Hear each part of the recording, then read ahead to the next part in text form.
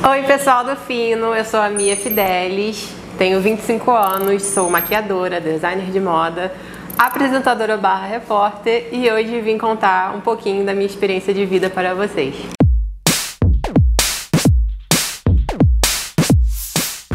Bem, meu processo de descoberta para como mulher trans demorou bastante até de eu me entender principalmente e aceitar, porque somente com 23 anos que eu fui me entender finalmente como uma mulher trans, porque antes disso eu era um famoso gay afeminado, né? E não tinha acesso à informação sobre isso, tanto que é uma coisa muito recente ainda, continua sendo até. E aí a partir disso que eu, depois de muito tempo também, a partir do momento que eu tive acesso à informação, eu tive mais um tempo de processo de aceitação de eu mesma, porque ao meu redor todo mundo estava esperando o meu momento de me entender para poder desabrochar de vez, e comigo era uma guerra interna que eu não aceitava isso, porque foi um processo de anos para me aceitar como um gay afeminado. Aí depois do nada veio uma mulher trans aí nessa caminhada e foi bem difícil. Meu falecido Matheus, ele de fato era realmente um gay afeminado. Ele se entendia como um homem, mas performava visualmente um aspecto totalmente feminino, porque principalmente quando eu entrei na faculdade, muito da minha desconstrução foi entender de que de fato roupa realmente não tem gênero algum, porque todas as roupas femininas, tudo que é do universo feminino, lá nos primórdios foi usado primeiro pelo homem para depois ser taxado de fato uma peça feminina. Então, isso por muito tempo foi uma base para mim de que eu me entendia como um homem e vestia as roupas femininas, como saias, vestidos, saltos, maquiagem e tudo mais, o universo em si, né? Mas depois que eu terminei a faculdade, teve um tempinho, eu fiquei um pouco confusa em relação a isso na minha mente, porque eu olhava no espelho e não reconhecia mais aquele homem que eu passava para a sociedade e para as pessoas, porque de fato o homem em si não é o visual do homem, não é ele performar uma cis heteronormatividade com roupas nem nada, é o caráter dele. E de fato, Matheus era um homem com muito caráter e muito afeminado também, e estava tudo bem. Só que quando isso não passou mais a me representar, foi quando começaram as dúvidas mentais e confusões mentais. Olha, eu amo de paixão a minha escola, mas ela não tinha preparo algum para nenhuma pessoa do meio LGBTQIA+, porque era uma escola católica, tinha todas aquelas coisas do catolicismo e tudo mais, tanto que Matheus era o único gay da escola, para vocês terem noção de como era. Só depois de alguns anos que vieram-se a ter alunos gays, alunas lésbicas, bis e tudo mais, mas depois de muito tempo, tipo em 2013, 14, há pouco tempo atrás. Mas na minha época foi bem sofrido, gente. Era coisa assim de ser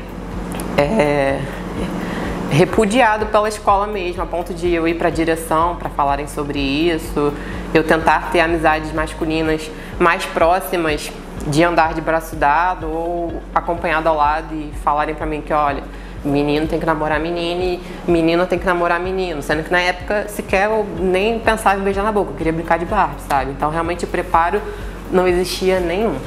Então a minha faculdade foi feita como Matheus, né?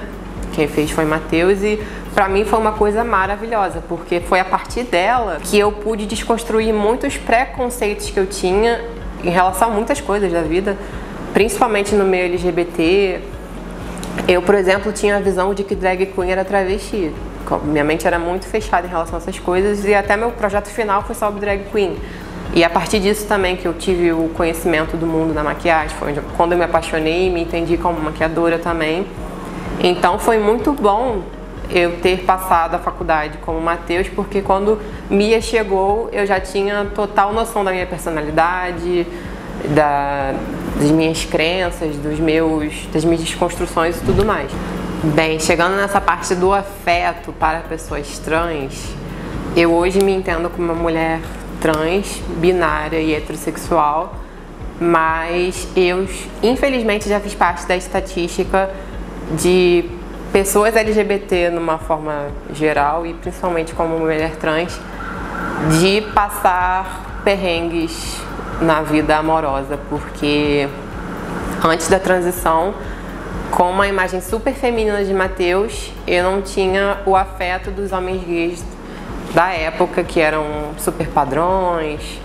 bombados, barbos e tudo mais, então eles não tinham desejo em mim e a única coisa que eu tinha acesso de afeto eram os famosos travequeiros.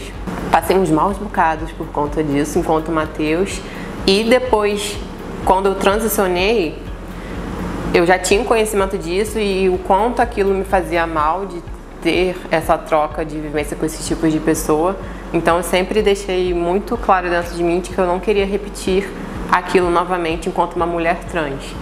E de fato, até chegar o momento em que eu finalmente fui feliz na vida amorosa, né, porque sou casada hoje em dia, eu realmente passei uns maus bocadinhos também com alguns homens cis héteros, no qual se relacionavam comigo, mas de forma no sigilo. Só que até eu entender que era uma coisa sigilosa,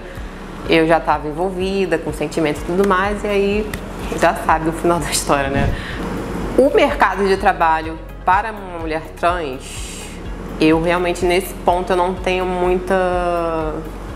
bagagem de falar, porque eu sou uma profissional liberal, eu sou maquiadora, então eu atuo como freelancer, né? Mas assim, em relação a trabalho de carteira assinada e tudo mais, das vezes que eu procurei, tipo assim, sei lá, 80 currículos, um respondeu e um contratou. Mas mesmo assim foi antes da pandemia, então eu fiquei muito pouco tempo, porque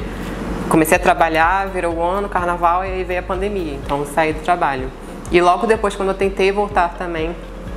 foi um processo mais chatinho, mas eu persisto e resisto ali no meio da maquiagem, que de fato eu tenho um bom retorno, é hoje o que me sustenta, a minha e a minha família. Então, e também eu acho que parte disso se dá, como eu já falei lá no início, em relação à passabilidade. Porque você ter um documento retificado, você ter uma performance visual feminina e se passar lida como uma mulher cis, é um bom acesso no cunho do trabalho, porque as pessoas não vão ter nenhum tipo de repulsa de chegar até você ou nenhum tipo de preconceito. Mas atualmente temos até a Transempregos, que é uma rede muito boa da internet que consegue dar empregos tanto para mulheres trans como para homens trans, que está crescendo aos pouquinhos, mas eu acho que daqui a algum tempo vai se normalizar e se tornar uma coisa comum.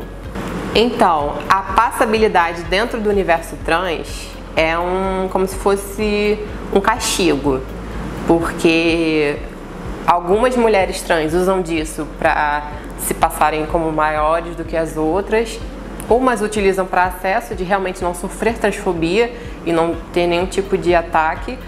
e as que não têm, algumas acham isso que é um acesso bom também, e outras acham que isso é péssimo, que a gente quer alcançar a cisgeneridade, sendo que realmente tem mulheres trans, até homens trans também, porque a passabilidade é tanto para a mulher quanto para o homem trans também. E no caso da passabilidade para o universo cis, realmente eles tendem a validar mais pessoas trans que já têm um certo nível de passabilidade, porque enquanto aquela mulher trans ou travesti tá ali no início, ou então não quer mesmo tomar hormônios nem modificar nada no corpo, eles dali não é mulher trans. Mas aí se você tiver uma passabilidade,